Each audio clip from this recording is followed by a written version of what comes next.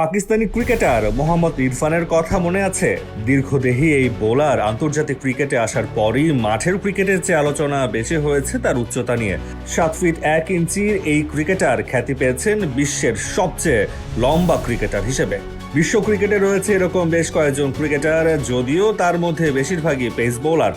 এই যেমন দক্ষিণ আফ্রিকার ফাস্ট বোলার মার্কো জেনসেনের উচ্চতা 6 ফিট 10 ইঞ্চি। এছাড়া কিছুদিন আগে সিলেটে বাংলাদেশকে একাই হারিয়ে দেয়া জিম্বাবুয়েন পেসার ব্লেসিং মুজারাবানির উচ্চতাও নেহাতি কম নয়। 6 ফিট 8 ইঞ্চির এই বোলার বেশ ভালোই কাজে লাগিয়েছে তার উচ্চতাকে। বর্তমান বাংলাদেশ ক্রিকেটেও রয়েছে বেশ কয়েকজন লম্বা ক্রিকেটার, যদিও এদেশের মানুষদের লম্বা হওয়ার খুব বেশি নজির দেখা যায় না। তার মধ্যে অন্যতম পেসার নাহিদ রানা।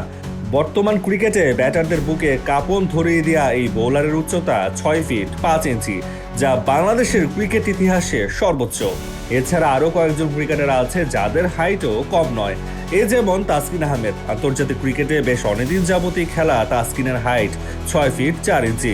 বাংলাদেশের ক্রিকেটের আরেকজন দীর্ঘদেহী বোলার শরীফুল ইসলামও লম্বায় 6 ফিট 3 ইঞ্চি। আর বর্তমান সময়ে খেলে যাওয়া ডানহাতি পেসার হাসান মাহমুদের হাইট 6 ফিট 2 ইঞ্চি। রিশাদ হোসেন ও খালেদ আহমেদের উচ্চতা সমান 6 ফিট 1 ইঞ্চি করে। এ তো গেল বর্তমানে লম্বাদের খবর। বাংলাদেশ ক্রিকেটের সাবেক হয়ে যাওয়াদের মধ্যেও কয়েকজন ছিলেন বেশ লম্বা।